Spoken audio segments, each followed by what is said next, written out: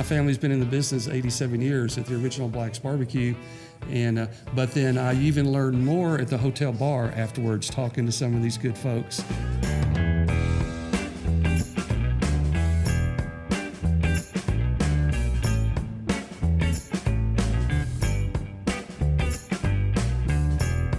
Hey folks, it's Ben from Smoking Hot Confessions here. It's day one, lunchtime at the NBBQA conference. Everyone else is outside having lunch, but I'm here working for you.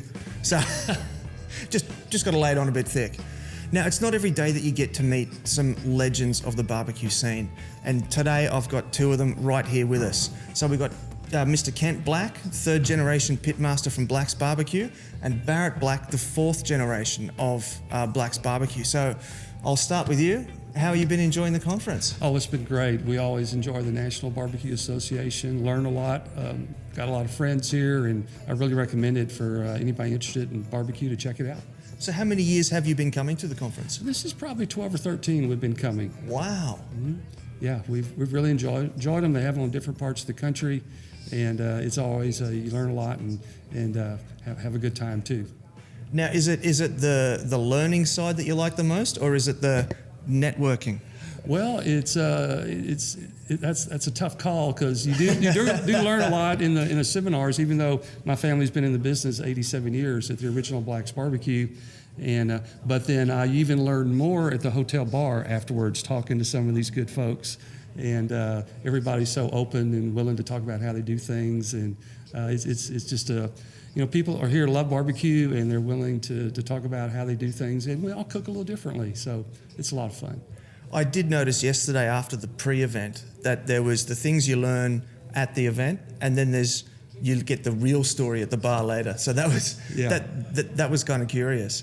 Now, you did just mention that your family has an 87-year history in barbecue. Can you fill us in on the story of your family and barbecue? Sure. We started in 1932 in Lockhart, Texas, which is a little town just south of the capital city, Austin. And my grandfather had 100 head of cattle, but it was the Depression in the United States, so nobody literally had any money, and times were tough economically, so he didn't know what he would do with those 100 head of cattle. And he had a friend that wanted to open a meat market. This is the 30s. There's very little refrigeration, if any. It was with blocks of ice. Yep. And so there were meat markets in every little town, probably just like in Australia. And so his friend wanted to open a meat market. My grandfather said, hey, I've got 100 head of cattle. They shook hands, and that's how our company was born. Right. Okay. So they were obviously the animal processing side, and your family was the cooking and sales side. Right. So we took those 100 head of cattle, which were about 15 miles outside of town in the country, and we did a cattle drive, literally, into Lockhart, Texas in 1932. My dad, who lived to be 91, remembers riding a horse in that, and they took those 100 head of cattle into the little town of Lockhart, and they pastured them nearby. They opened their meat market, and then as they needed cattle, they would process them. Back then, every little town had a slaughterhouse, and so those 100 head of cattle were what started our meat market, grocery store, barbecue joint combination, which over the years grew, and so the grocery store split off and became the largest grocery store in the county. The restaurant split off, became the largest restaurant in the county, and then we even we make our own sausage. And so we had Lockhart Sausage Company. We were selling to all the grocery stores within about a 60-mile radius. So my grandfather started. He was county judge, but he really enjoyed playing dominoes in politics more than he did the business. So my dear parents, who worked in the business for 60 years, they really built it up. And then when they retired, I bought the business from them, and I'm third generation trying to continue the business, and then my son, Barrett, is the fourth generation. Yeah, now speaking of Barrett, generation number 4, mate. Yes. Where do you fit into the business at the moment? Oh man, I mean, a lot of people ask me, so what do you do every day? And sometimes I don't know. I mean, when your last name's Black, you just got to go where you got to go at some of those days. Yeah. We're very fortunate to have 4 very successful locations right now. I'm at the Austin store mostly, just keeping that one going, but also, help a lot with some of the demos and exhibits and things like that as well, and festivals. So always trying to innovate and stay true to our roots of who we are as a traditional barbecue joint. But my family has a history of always pushing the envelope of innovating and new flavor profiles, not getting too crazy, staying within our roots, but looking to the future as well to keep having fun with it.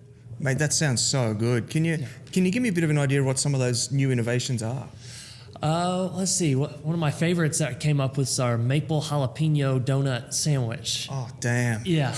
We take our jalapeno cheddar sausage, we brulee it in some maple syrup, and then put it between a donut, and it's just like a sweet, salty, spicy, just, firework in your mouth.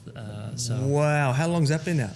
Well, that's something we do special for certain festivals or special events, that kind of thing. So you can't come to the store, sadly, and get it. But we started doing that maybe a couple of years ago. But very fortunate. We did a lamb cook-off this last weekend, and we did lamb masa cakes with a Mexican Coke mole as well. But we just smoked the lamb, and it's some part of the business that I really have fun with. That I feel like I learned from my grandmother, who was always cooking what she could and coming up with new recipes out of necessity, because she grew up in the Depression, and then she and my grandfather, they slugged it out in the barbecue business way before barbecue was cool, before the Barbecue Association existed, and they were just doing it because they had to make an income. And she would come up with these recipes based on what she had, because she couldn't afford to go get new ingredients, different things like that. So she had to work with what she had. And I've really taken that to heart and love that kind of style of cooking, and attribute the creativity and those kinds of things that I have from her. It is amazing just how much of the story of barbecue is tied to this concept of necessity.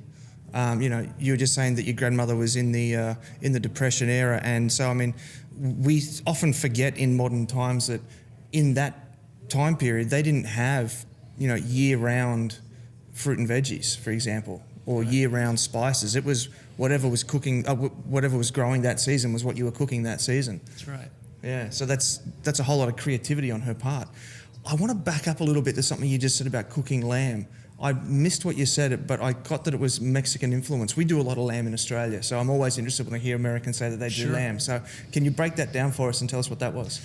Yeah, there's an event that happens across the country. It's called the Lamb Jam. It's put on by the Lamb Jam. Yeah, it's put on by the American Lamb Board, trying to promote sales and stuff of American lamb. And so it's a little competition between a bunch of chefs that I've gotten to be a part of the last few years. I don't know how I got invited. It's mostly chefs. I'm one of like 2 barbecue guys. So they always say, "Oh, Chef Barrett." I was like, no, I'm not a chef. I'm a barbecue guy. But very fortunate this last week to actually take a trophy from him. Won first place with. Chef Barrett it is then. I may interject. He took 2 trophies. He won his category for Latin, and then he won Best in Show and beat out 15 other chefs. So who all had some great products. So he's going to the Lamb Jam Nationals. Wow! Yeah. Wow! Very, very proud dad moment. I got to break in and brag on him. Right. But the competition is every chef is assigned a different category. So I got assigned the Latin category. So I came up with it's a little masa cake. The stuff you make tamales out of, and kind of fried it on a griddle, and then made a Mexican Coke mole sauce, which was, I thought, delicious, and then. We're a barbecue joint, so of course I smoke the lamb. I use lamb neck. I don't know if you've ever used that very much. Oh yeah, but, yeah. It's not something you see very much here in America, but something I've fallen in love with, especially as a barbecue guy. It's great for the smoker. You get that nice fat cap. Kind of turns into crackling. It's it's hard to beat. Yeah, it's really good, mate, really good. Yeah. Now, I know that I've seen a lot of your family on TV, on various different shows. Mm-hmm. Have you got any projects coming up in the future that you're allowed to sort of premiere here on Smoking Hot Confessions?